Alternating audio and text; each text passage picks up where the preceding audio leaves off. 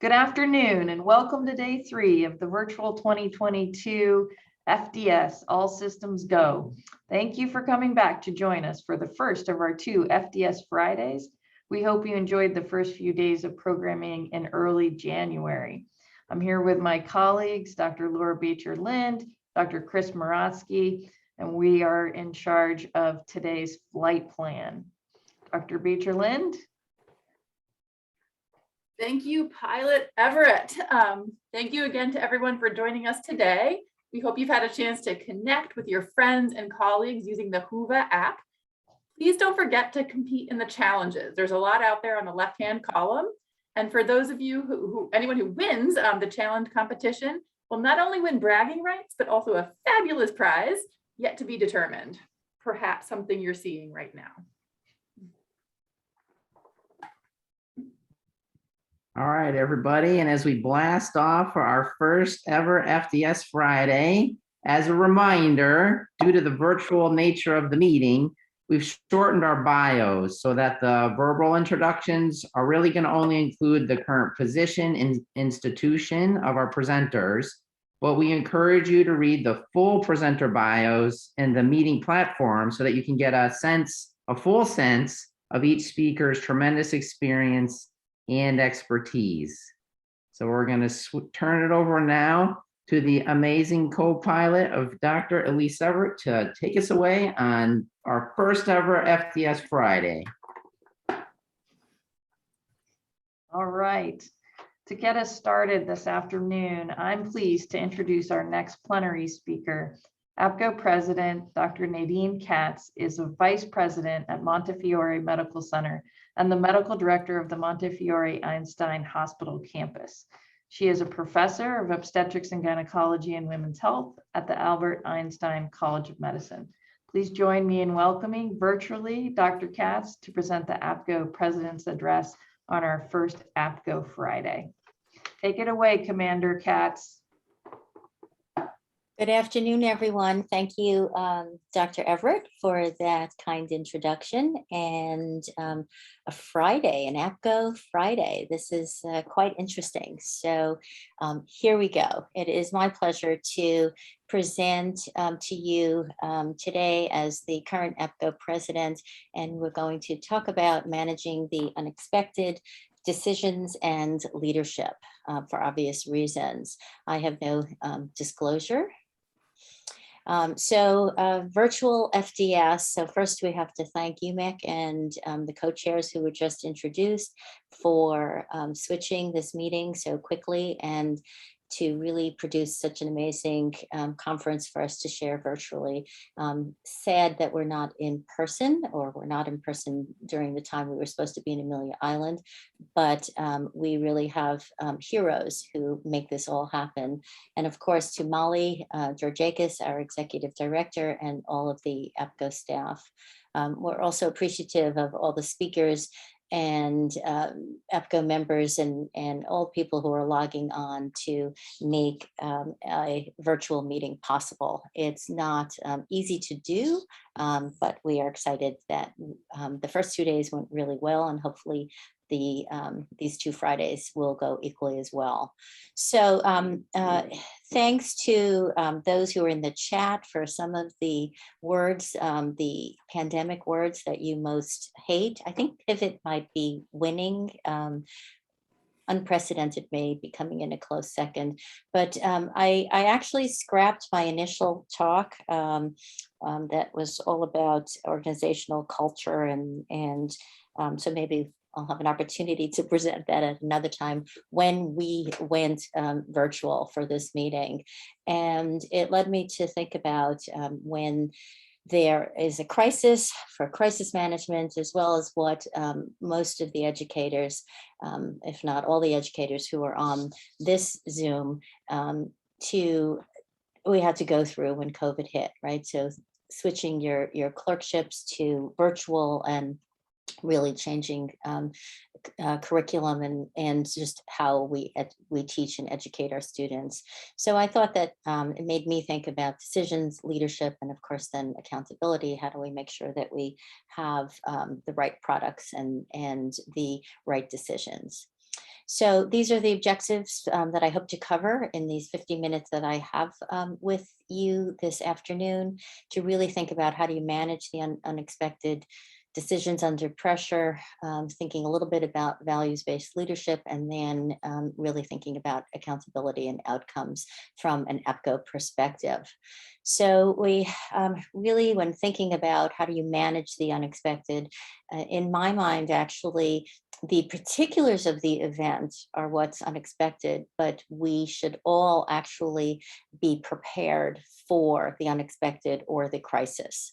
So what we do in order to manage a current situation is actually what we do in advance, which is actually assess your readiness of how you can handle a crisis, and develop your plan of how you're going to do it. And then you modify it to the specifics of the particular crisis. So while we did not expect COVID-19, we did, from a hospital perspective and even from educational perspective and clinical care perspective and research, there have been other infectious diseases, whether it was a measles outbreak in New York City, which is something we in the past few years had to deal with.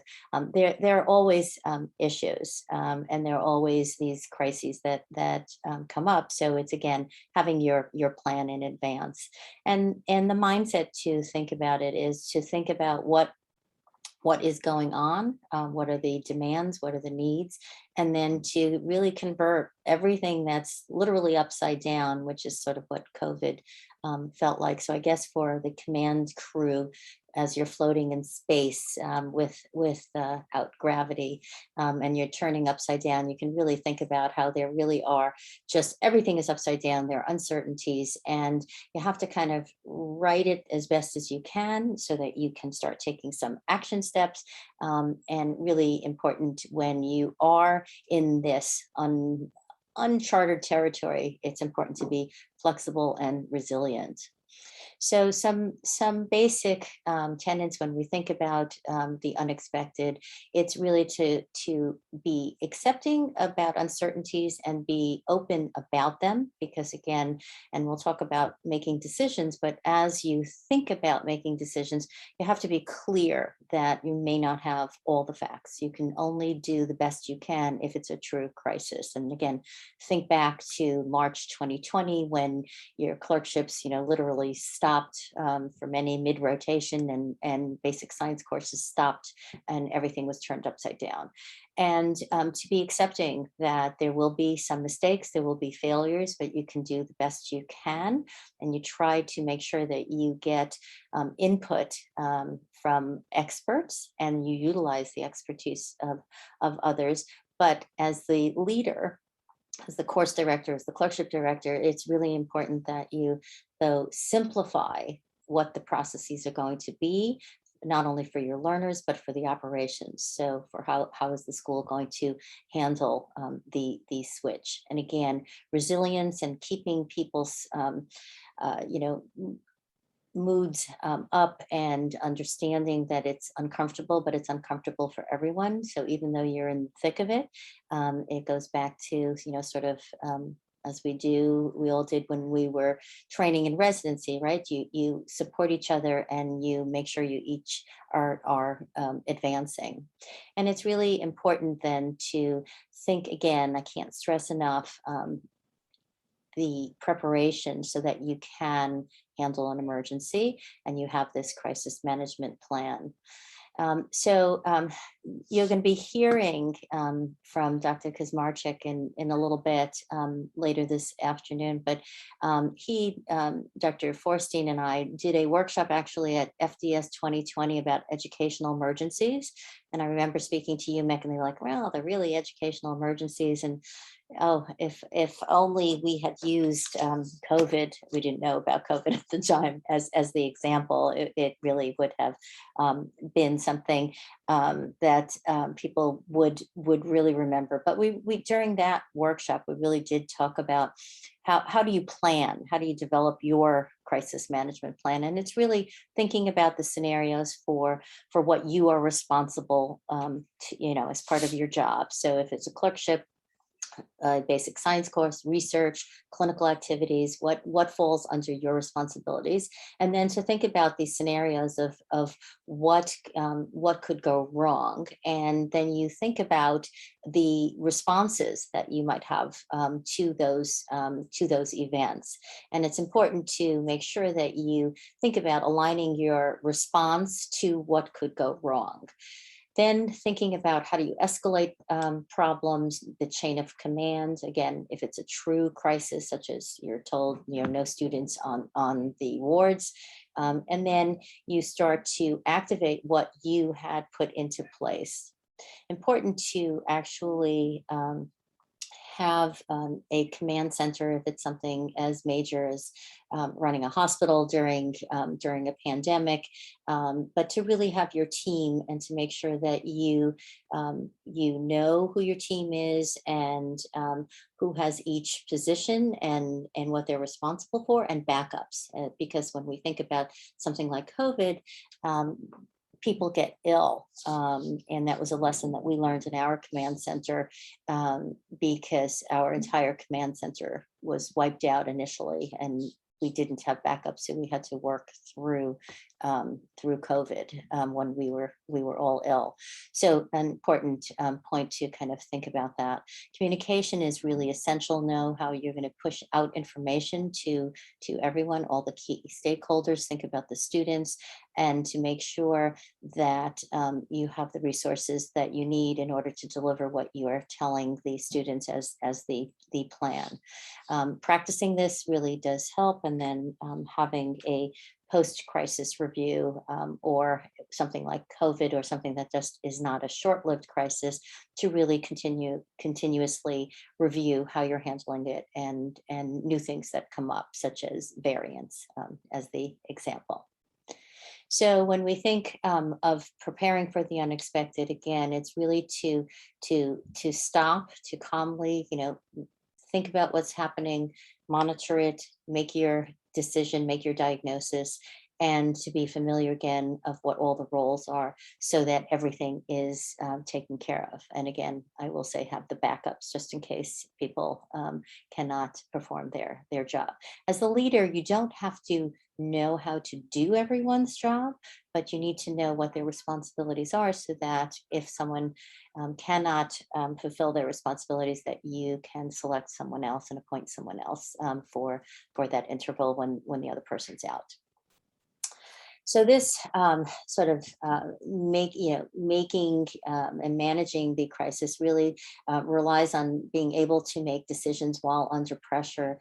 And I can't see the audience, but I can't imagine that there would be anyone who would not raise a hand if I said, in the past, 2 years, have you had to make decisions under pressure? And we've all been under pressure. And some ways to think about it to make it easier, if you will, to be able to handle that pressure, is to go back to your values when you're making decisions. Make sure, again, that you get that input from key stakeholders.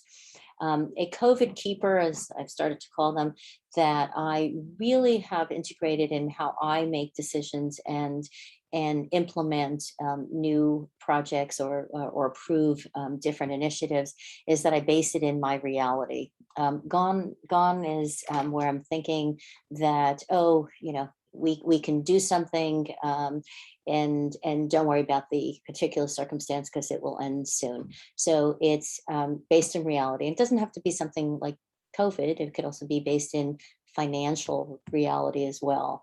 I've learned to be a little more comfortable with uncertainty, and it's not so easy to do that when you're trying to keep people calm, and also making sure that those decisions that you're making, again, which may not all be perfect, that those decisions are in alignment with the culture of your organization, your medical school, your hospital system. Again, communication and including being present is extremely important to make sure that people understand that they're not out there alone. And it really very important, especially for learners. And it would make as an example, it would make a huge statement when a chair of a department showed up to go to the unit our chair of medicine particularly did that, and that really helped the students and when they came back, but in particular for the house staff. So for those who are program directors, really important to be present. And although there are risks, that's how I got COVID, because I was present, and it is something though that is essential for the leader.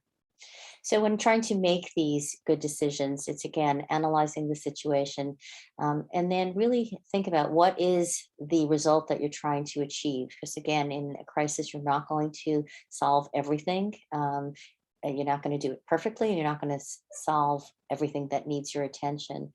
And there are some times that you can hold on making a decision because there are more urgent issues that have to take place, or if you need a little bit more information in order to make an informed decision. Alternatives really important, and especially if you can think of an alternative that will allow you to take care of a few things at once. And then to, as best you can, think about the potential impact of the decision.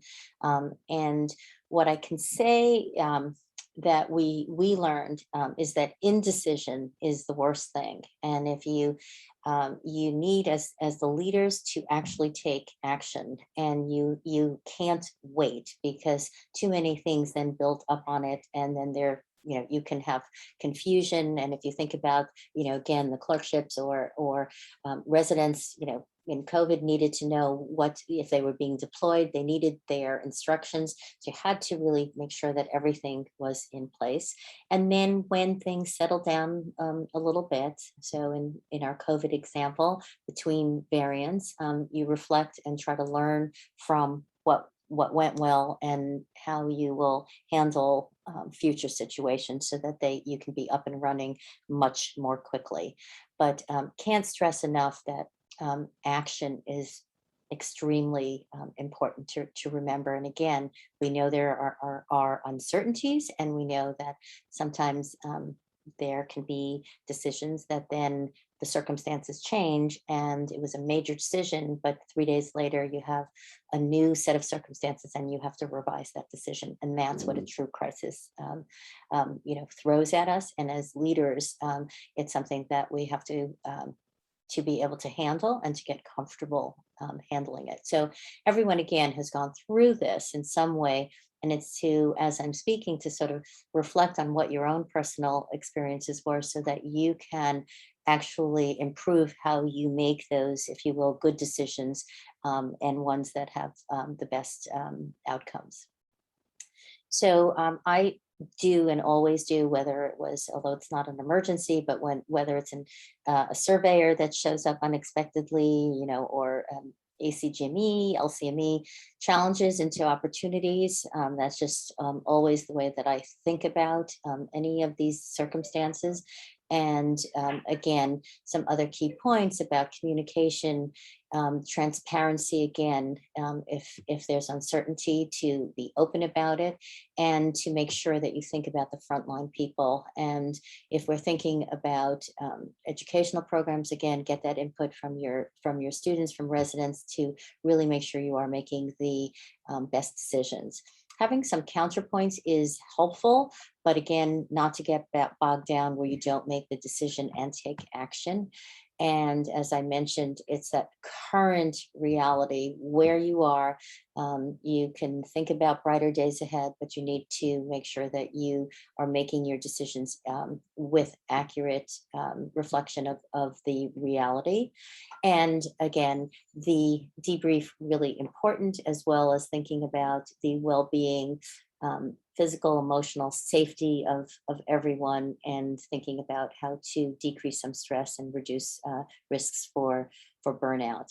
The part that in a crisis that we tend to sometimes not think about is the importance of still maintaining alignment with the culture of the organization, of your program, and the overall goals of the again, the medical school or the hospital. So when we think about communication, it is to acknowledge and recognize the risks and have people feel comfortable that they are prepared how to handle it, and to make sure that you calm people down so that you don't have people screaming in the hallways out of fear, which happens in a pandemic or even in an epidemic, and to make sure that people feel like there is someone who is in control and who has their backs, and to really think about how you can recover from the damages or unintended consequences and things that we might not have known. So I mentioned culture, and I just want to very briefly, because actually that was what I was going to spend the 50 minutes kind of talking about, how culture drives outcomes. And it's really important to think about that even in a crisis, because when culture is aligned with your leadership style and your goals and the values of the organization and in the strategy of what you're trying to accomplish, that's when you have the positive outcomes, and a culture that fosters flexibility and is oriented towards learning, meaning accepting errors and mistakes, but again, everyone being in it together, is really a way that you can then drive more quickly and more positive outcomes, and to always maintain sort of that true north and focusing on the purpose. And that really impacts on leadership. And when I think about leadership and talking to our APGO membership and our FDS participants, to really again thinking about how does this interface with APGO, and really thinking about your own leadership style, but then how do you take that to your learners, and how are we handling things at APGO, and we'll discuss vision and mission statements, the importance of having authentic, also known as values-based leadership, and always thinking about being inclusive, intentional, and crisis oftentimes leads to the opportunity to be transformational, and in calmer times to, of course, think about how do you transform and improve the program that you're responsible for. And something that, as I mentioned earlier, the issues related to being action oriented, I think are extremely important at all times. And the surgeons in us tend to make it easier for us to make decisions. It's sort of, you have to decide to take the patient to the OR and make those clinical decisions. But it's interesting how people sort of get stuck in that when they're thinking about making decisions or leading a new initiative and making major changes. And we'll briefly talk about the APGO culture. So for APGO, just to remind our audience here today, so the APGO vision to be the global leader for improving women's health through education. We have the APGO mission, which is to promote excellence in women's health. And again, it's related to the through education as our vehicle to make those improvements, and to think about the core values so that you can have values-based decisions.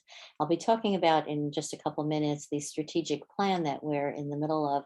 And while some of this may be edited, just as we are in 2022 and thinking about medical education for the future, what it will look like in 5 years and what will it even look like in 2030, to think about, and we may choose to edit some of the wording of it and to be more inclusive, and other improvements. But this is where we currently are, and important again to have this as the foundation for this conversation, but as well to have everyone understand how we made our decisions during these past 2 years, and really important to think about those values and, APGO's commitment to our membership, to the people who are out there teaching,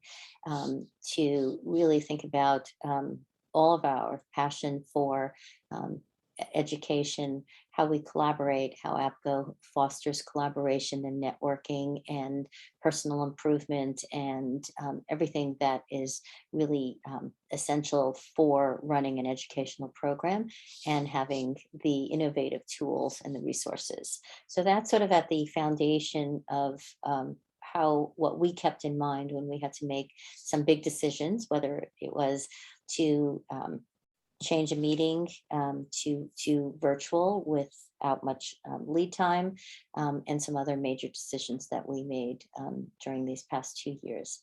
But again, when we think about it, and it was for me as the current APGO president, and for APGO as an organization, we really thought that this authenticity, the importance of values-based decision making, and really being inclusive was essential.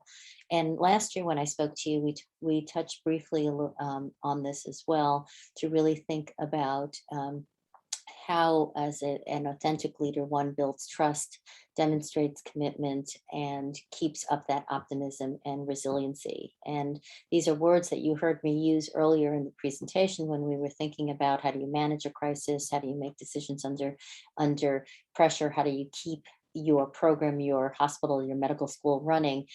So really, it's extremely important, especially when in a crisis.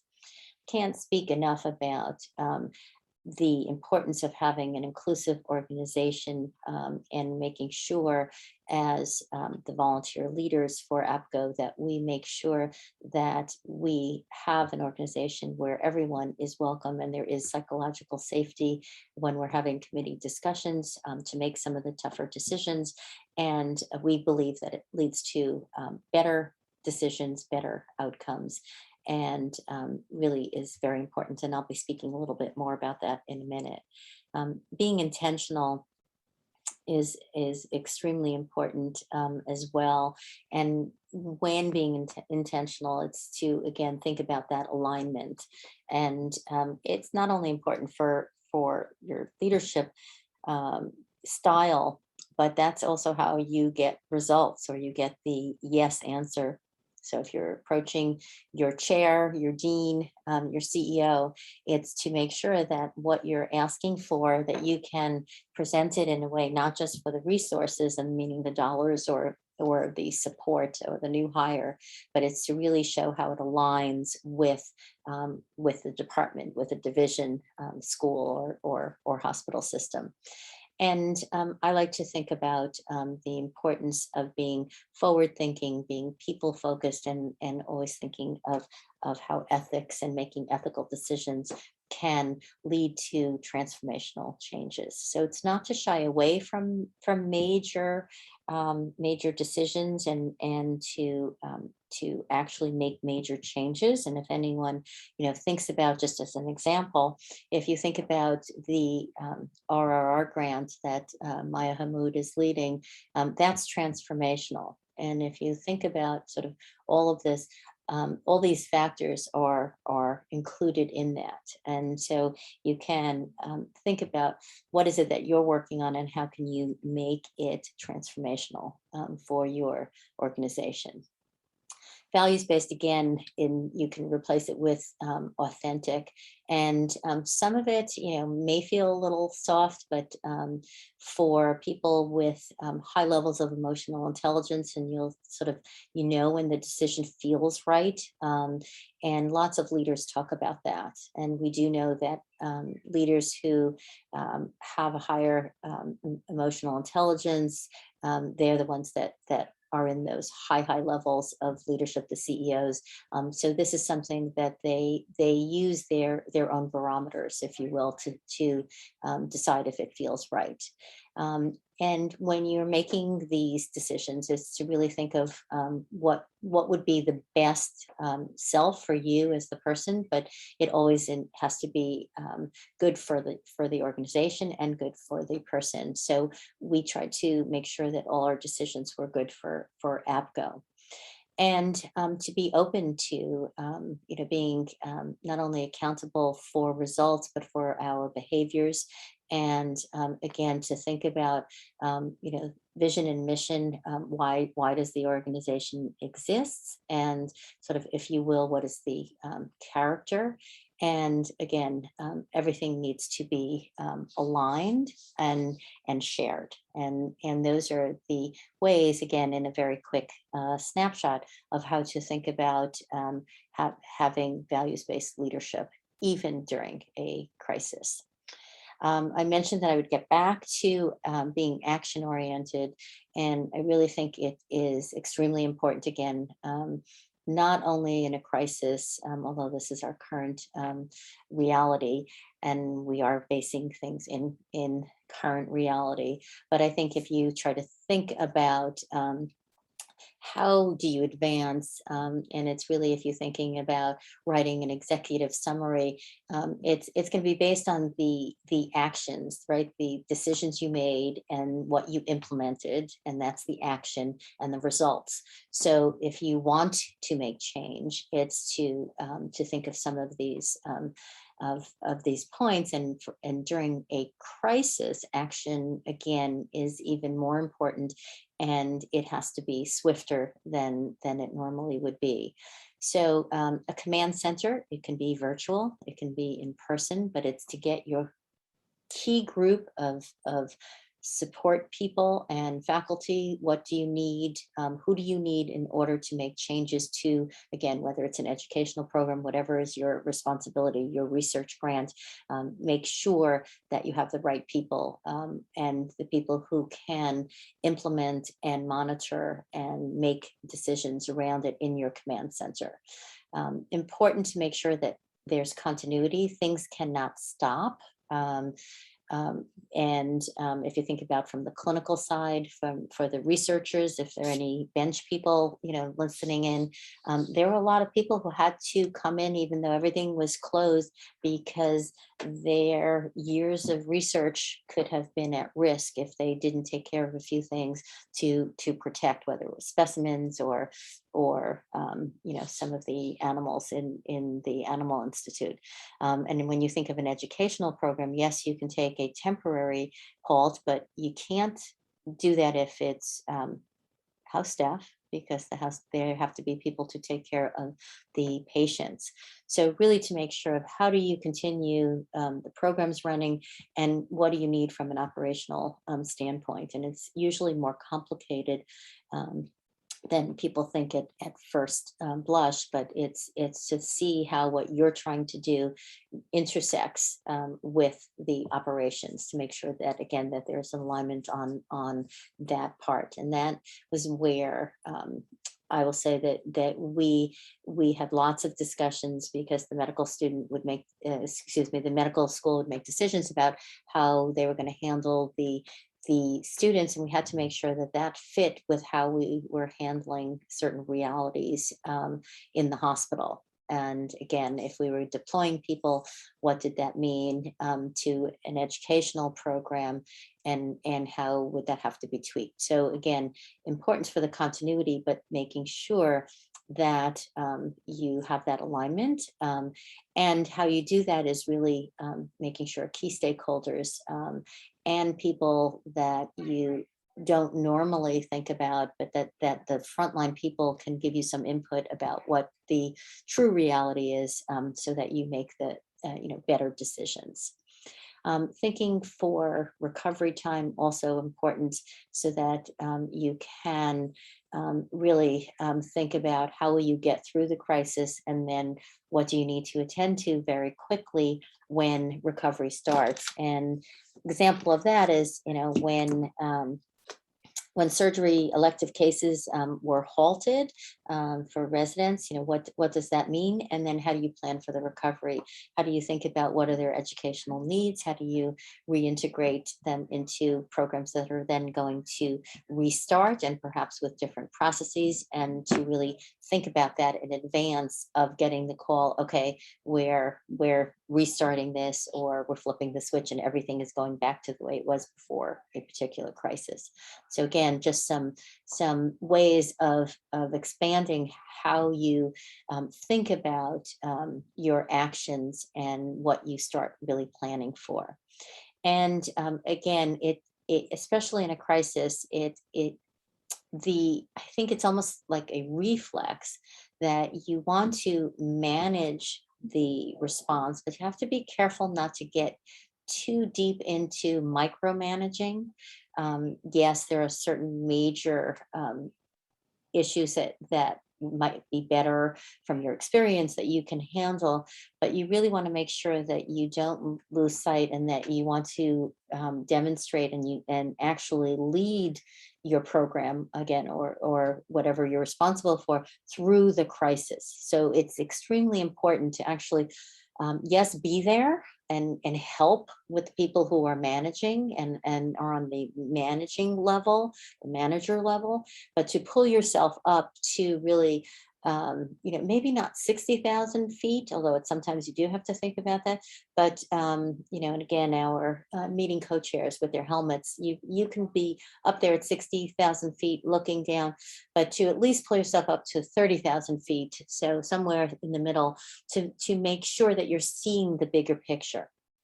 And that was actually really helpful when people were calling, like literally around the clock, for their very specific need. And once we explained to people that obviously we had to prioritize things, and that yes, everything would be taken care of, that if those people actually pull themselves up to see the bigger picture, and then start collaborating with other people that were working on similar issues, that it actually helps them manage their own response, as well as making sure it works for the hospital or the medical school. So again, it's really, and it's hard because you're really in the thick of it, right? In the example I'll give you, so in our command center, initially, until we even started to understand what COVID was, and we had, the walls were covered of how we were managing bed assignments, and to make sure that we had the right isolation, in place, and we didn't want to miss anyone, or misplace any patients, or forget about them. And it was really intense until IT caught up and gave us the systems to do that. So we were in the thick of it and managing it, but again, we had to really pull up to then say, okay, we need to do that. So it's important to have a sense of what's going on, but we also needed to think about, how can we create the next ICU? How can we open up more beds? And what areas can you use to start to change areas that were non-clinical into intensive care units? And how can you rethink the utilization of clinical areas and change it into COVID units, or things like that, and then thinking about the staffing. So, but again, through that, it's then asking and delegating the people who are responsible to come up with the solution and to bring it back to you, so that again, they're going to be managing it and you're going to be leading it. As we think about this theme, one of I'll give you an example of, it was sort of from, I guess, Apollo 13, when they had to quickly, reconfigure, and they said, you have this to work with, and you have to make all this fit. So we actually had a similar issue. I was very concerned about the safety of the house staff who were part of our code teams, because there was so much unknown.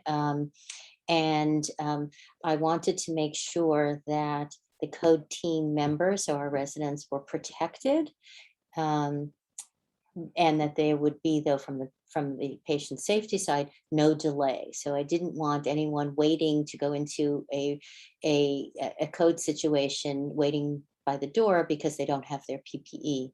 So we needed to figure out, and we're all familiar, I believe, with code carts. There really is no inch to spare, and so we took the PPE, like literally from that scene, although Tom Hanks was not here with us. And we put the PPE on the table, and we had the team figure out a way to put together a pack that could go into every code cart so that every resident would be protected.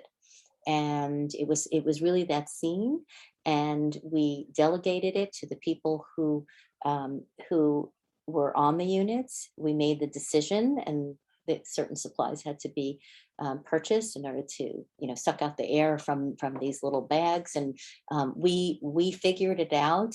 We did it, and then we shared it throughout our hospital system, because it was just such an important area that we thought everyone should be taken care of. And it was sort of when it's one of those feel-good moments when you think about that we protected the safety and the well-being of our residents while maintaining patient safety. So really important to delegate and not try to solve everything yourself. But remember those people and thank those people. And again, that's where being present and really showing people on your team that you're supporting them, that is extremely important. And communication during the crisis, again, whether it's to your learners or to staff, it's very important. And it was important for frontline hospital associates to know what was happening with the residents, and for the residents to know what was going on in the hospital. And then in general, obviously, to run a hospital from an operational standpoint, communication in multiple forms, whether it was in person and webinars and town hall meetings, really very important to make sure people understand what's happening, so that they really see that there is true leadership, and that they can be calm, and that they can actually perform their jobs. I just want to briefly touch on organizational culture. And again, I said I would tie it into APGO and how we handled, again, making some very big decisions for APGO and to make sure we were meeting the needs of our members, to think about what is, the APGO culture. If you don't mind, while we're speaking, to think about what you think about APGO's culture, and what do you think APGO should be working on? But what makes you, we always hear how January, how the FDS is magical, and how it's where we have like-minded people together, sharing and learning together and sharing resources. But really, what does the APGO culture mean? Because culture, again, as I said, that's how you drive results. But again, it really, it's the organization's culture that it expresses, and it's how we actually implement projects, and it's what we set as the goals, again, though on the foundation of values and beliefs. It's really important how to think about APGO's organizational culture when we're thinking about what are our shared assumptions, and how we're linking everything together, so that what we rolled out for the members during COVID, and I'll talk about some of those major initiatives, what gets supported and implemented, and then presented to the membership. So it's taking a look at that. But again, you can do this while thinking about the culture of your own department or division, of your clerkship, of your course, of your lab. So really across the span of any type of organization, but clearly in academic medicine, culture is still a very important part of it. We sometimes like to say, we use data and it's science and culture is not important. But again, if you want to really drive results, it is advisable to think about the culture. Why is my slide frozen? Let's see. Let's see.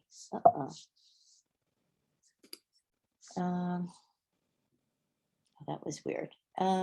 Okay, sorry about that. It was just a little IT glitch.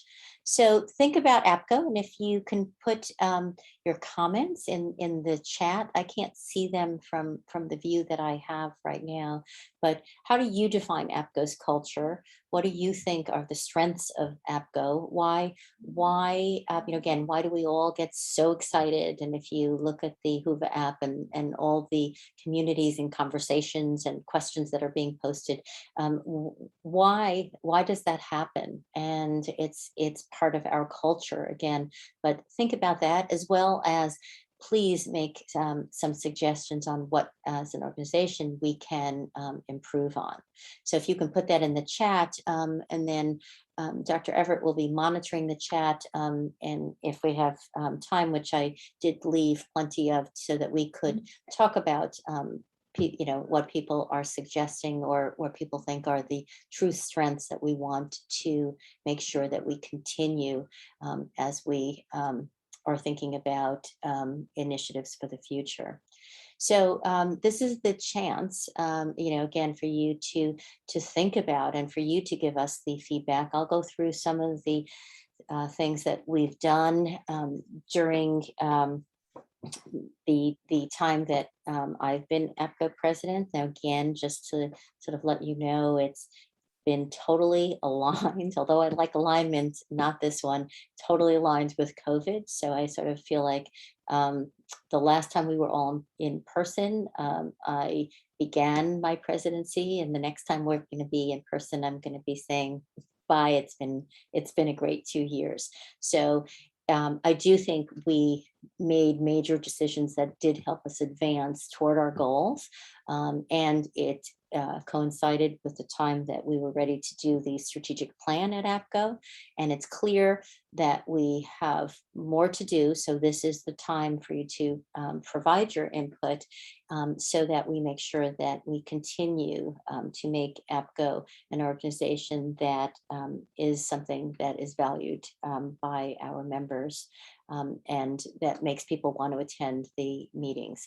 So these were some of the goals that I had prioritized as some of the initiatives that I wanted to focus on the APGO membership, thinking about ways to make people feel that APGO is providing the resources that they want, but to really think about how do we create pathways to get the membership to be truly engaged in our organization. Diversity, equity, and inclusion, as you know, very important to me, and also became one of a major call to action that I'll speak about in a little bit more detail. But I wanted to also focus on faculty development and career advancement. So leadership, very important theme for what I wanted to again, and that ties into the membership of how we support our members. Also thinking about APGO governance. How does APGO operate? What do we need to think about? Are there opportunities to make it better and make it easier for Molly as our executive director, and for her to lead the APGO staff, who are an incredible group of people. And the other thing that I wanted to focus on, and we did actually make strides in this, is to increase APGO's visibility and influence beyond the APGO and APGO CREOG world, if you were, to think about it, to think about medical education on a broader level. So that was sort of what I set out. It was ambitious. And then, of course, COVID-19 hit. So that was the new reality. So we are working on the strategic plan, and we are moving forward. The timeline obviously changed because of COVID, but it did not deter us from saying this is the time the organization needed to embark on a strategic plan. So we thank all those members who completed the survey and really gave input to help influence the decisions that the board will be making and that we're in the process of doing with many, many hours of work. But again, this is the time for those who want to stress certain thoughts and ideas, put it in the chat. And for those who did not complete the survey, this is your opportunity in the chat to have your voice be heard. As I mentioned, lots of hours, lots of interviews and review of every document, essentially, that we have and operations has been reviewed, and the board has been having meetings. In the past month, we've had 5 hours of meeting, and we have many more to go. So again, I thank the APGO board for your commitment to this. And we're at the stage of thinking about, and our consultant just recently used the terminology of, preserve, eliminate, and create. So again, this is the time to give your input as we think about the APGO governance, how APGO runs, when we think about education, faculty development, teaching resources, and something that we always knew was important, but really became extremely important and a major priority of connections. So how do we learn together, whether it's virtually and then looking forward to, of course, to in-person sessions. But again, as a COVID keeper, is that we realize that it's important to have people be connected, to have the power of the APGO network for guidance and mentorship and coaching, and to really think about that and how do we connect between meetings. And so everything is being looked at, as well as membership, as I mentioned, and it's to think about how do we help our members advance, but also how do we make sure that APGO is an organization that you think there's value to be a member of for your entire career. So not just when you are starting out, because it's, the FDS, you learn so much. I remember when I was a new clerkship director, I used to come home from FDS with about, 50 things that I was going to work on, and just so energized and really being recognized very quickly as someone who had more knowledge about education than others, and because of what I learned at APGO. And then whether it's ASL, when you think about it, or which is the program I completed, or SES, although I did not do SES, but again, to really set you apart, but to start to think about what can we do in addition to that, and how can we even modify these amazing capstone programs, and there are others, clerkship director school, just to sort of think about it. So it's to think about what can we do so that members will think that it's worthwhile to be a member, and that there really is value, and looking to the future. So the commitments that we made during COVID was really to think about communication. We wanted to also improve the transparency of how major initiatives were being undertaken, and thinking about things that we are going to continue to work on, such as how do we create pathways for people to get to know about opportunities, and to be feel like they are ready to submit an application, to be considered to be a member of a committee. We committed to the connections and shared learning, so we created the APGO webinar connections series, and we've gotten together and shared learning and discussions more often than we did pre-COVID, and that's going to be one of our COVID keepers. we wanted to, again, we were thinking about how do we keep people engaged and involved. And we have some ideas that the board is considering as, again, ways to get our members talking, and whether forming groups like affinity groups or other mechanisms that we can do. Think about the timely and highly relevant resources that were put out. So go UMEC, really very quickly, the resources about, how do you change your clerkship, as well as thinking about faculty development, and then the CD clerkship director, listserv. So very important ways of sharing resources during a really difficult time. And again, thinking though, especially for the more junior people, that you can't take a 2 or 3 year hiatus and thinking about how are you going to handle your own strategy for your own career advancement. And we took that and we're committed to support the APGO members about that. DEI, as I mentioned, extremely important issue.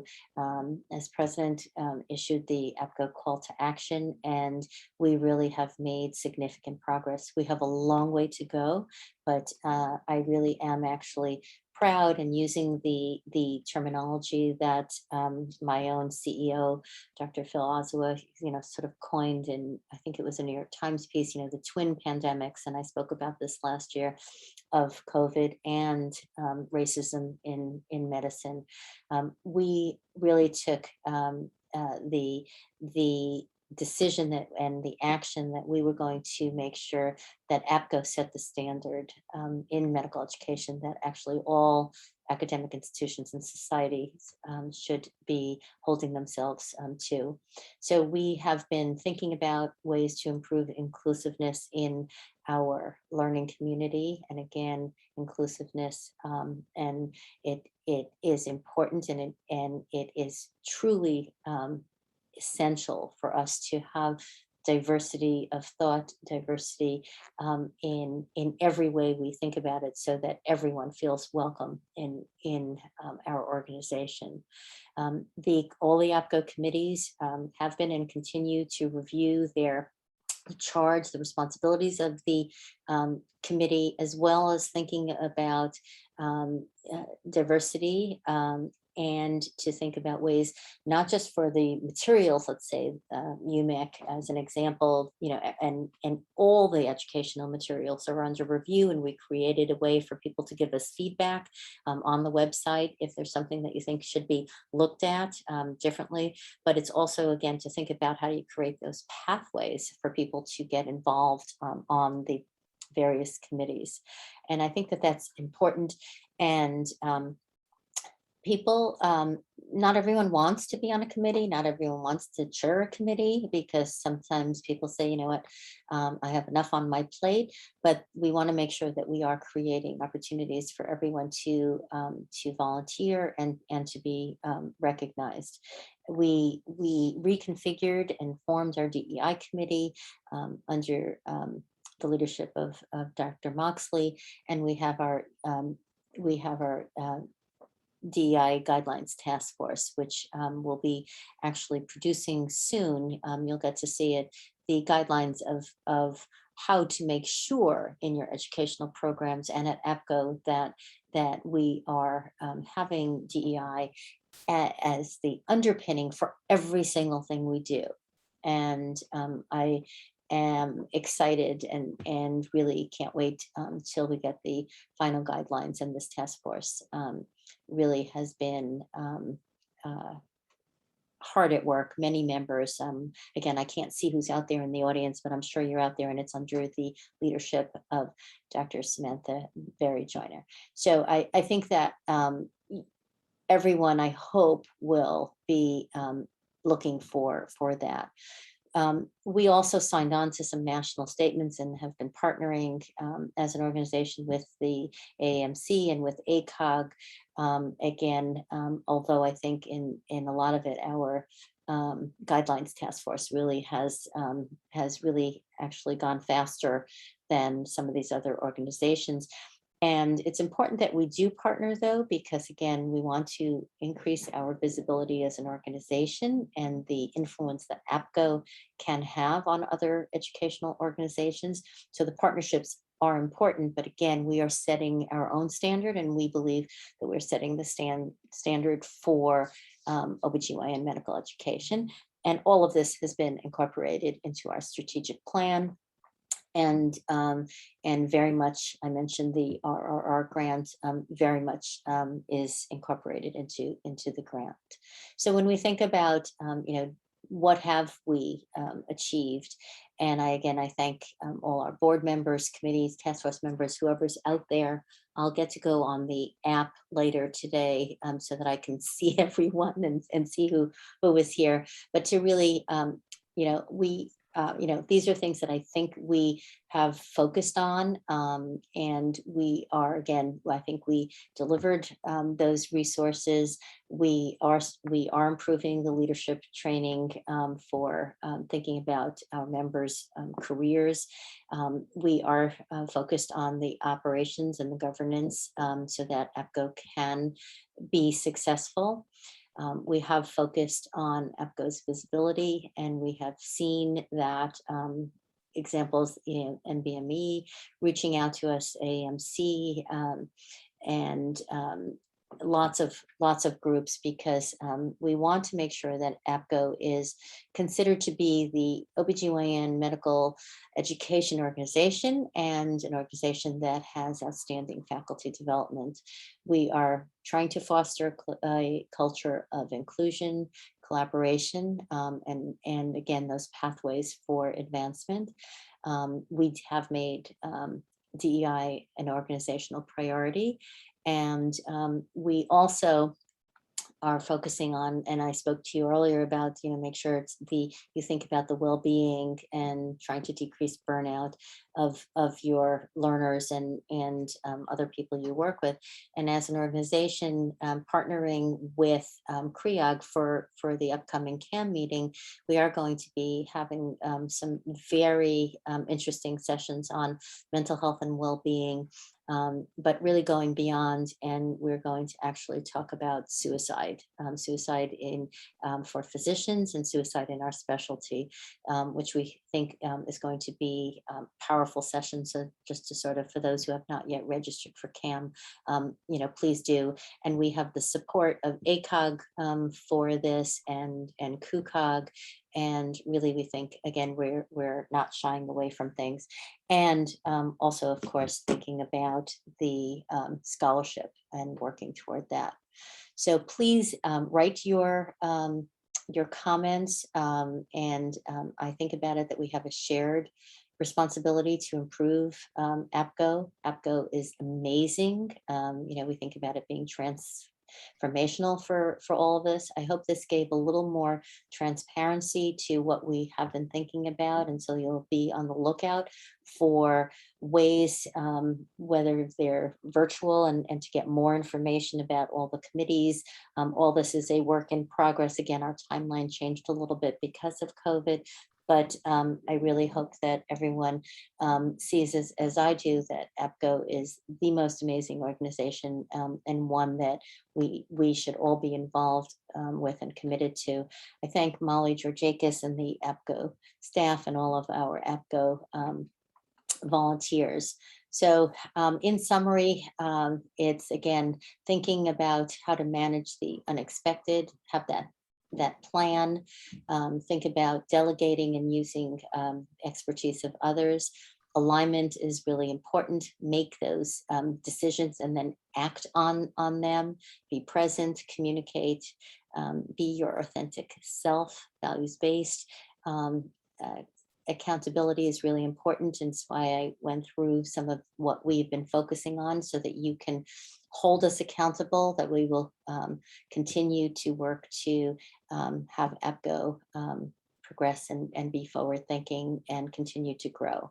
I thank you for listening, and I really hope we will all be together in person. And in the meantime, I wish everyone all the very best, and everyone to be safe and stay well. Thank you. Great. Thank you, Dr. Katz, for that wonderful discussion and overview of what APGO's been working on. And thank you for your leadership over the last 2 years during what has to go down in history as the most difficult 2 years of APGO presidency. So we are close to running out of time, but I just want to give you a few bits of summary from the chat. It's good to know that your constituents feel the same way as APGO leadership when it comes to the culture. So when you asked the question in the chat about the culture of APGO, the words that came up were collaborative, sharing, supportive, welcoming, innovative, yet practical, a force multiplier, focused on career and faculty development. They invent the best wheel, and then there's no need to reinvent the wheel. So the medical education resources are very valued. So echoing a lot of the things that you mentioned in your discussion. So we just have time for one question, and I can't really think of a better question for you, which is, how do I get more involved in APGO? And where's a good place to start? So aligned with your mission to increase membership and increase member engagement and really contribute to APGO's future, here is your opportunity to solidify this path for this person. It's a great question and one we often hear. And I'll take it back to what I mentioned in the talk, is be present. So it's to actually be involved, attend meetings, attend the virtual sessions when it's the right time, enroll in some of the capstone programs. It's to submit abstracts for the meeting, and it's to use the network of the powerful network of APGO and speak to people who are in leadership and get more information and get to be known. And again, what we are going to be working on, we have board approval to do, is we're going to actually have more information about all the committees, so that people will have a better sense of which committee they may want to think about, becoming a member of in the future. And we are looking at making sure that there are calls for nominations for committee appointments, and it not just being on people knowing someone and saying, oh, that would be a good person. And again, trying to create pathways for everyone who wants to. And again, not everyone does want to, but to make sure that there are clear pathways. So there's a lot more to come on what APGO will be delivering for that. But in the meantime, it's reach out to everyone. And again, the network is powerful. So there are a ton of opportunities and more to come. Great. And I think that's a great place to end the first hour of our first Friday of APGO FDS. So just take a minute or two to have a bio break, and then we'll welcome you back for our second plenary this morning, or this afternoon, I guess. So we'll see you in a few minutes.